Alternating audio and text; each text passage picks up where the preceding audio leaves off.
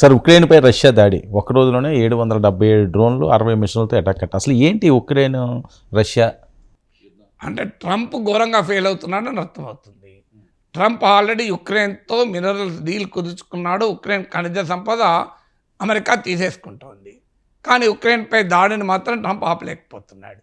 అందుకే జెలెన్స్కీ ఏమడిగాడు, మాకు రక్షణ గ్యారంటీలు కావాలి అంటే వైస్ ప్రెసిడెంట్ జేడీ వాన్స్ ఏమన్నాడు, అమెరికాతో మీకు మినరల్ డీల్ కుదుర్చుకుంటే ఆటోమేటిక్గా అదే రక్షణ కదా అన్నాడు. ఏమైంది, ఇప్పుడు మినరల్ డీల్ కుదుర్చుకున్న తర్వాత కూడా రష్యా అటాక్ చేస్తుంది.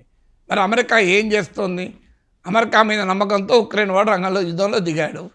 అమెరికా చేతులు ఎత్తేసింది. ట్రంప్ నేను 24 గంటల్లో యుద్ధం ఆపుతానన్నాడు. సో పుటిన్తో మాట్లాడినా, నా ఒక్కంతోనే పుటిన్ మాట్లాడతాను అన్నాడు. జెలెన్స్కీతో మాట్లాడిండు. మరి ఏం జరుగుతుంది? అందువల్ల ట్రంప్కి అర్థం కావాల్సిందంటే Putin is not Asim Munir. అసీం మునీరేమో ట్రంప్ చెప్తే వింటాడేమో, నువ్వు వెళ్ళి ఇండియాతో మాట్లాడుకో ఆపే అంటే వింటాడు. బిల్ క్లింటన్ చెప్పాడు ఆ రోజే, నువ్వు వెళ్ళి యుద్ధం ఆపే అంటే ఆపేసాను పాకిస్తాన్ వాడు. కానీ పుటిన్ అలా కాదు, పుటిన్ అసీం మునీర్ కాదు. అది ట్రంప్కి అర్థం కావాలి.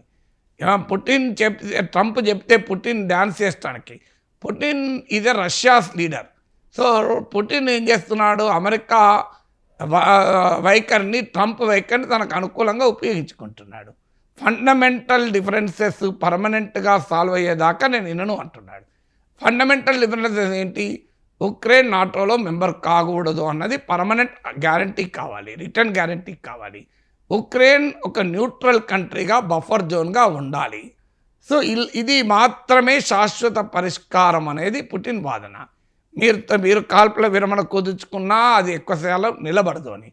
ఆ ఫండమెంటల్ డిఫరెన్సెస్ ఆ ఇష్యూస్ని సాల్వ్ చేయడానికి ట్రంప్ ముందుకు రావడం లేదు. ట్రంప్ ఏంటంటే ట్రేడ్తో యుద్ధాలు ఆపుతాననే భ్రమల్లో ఉంటాడు.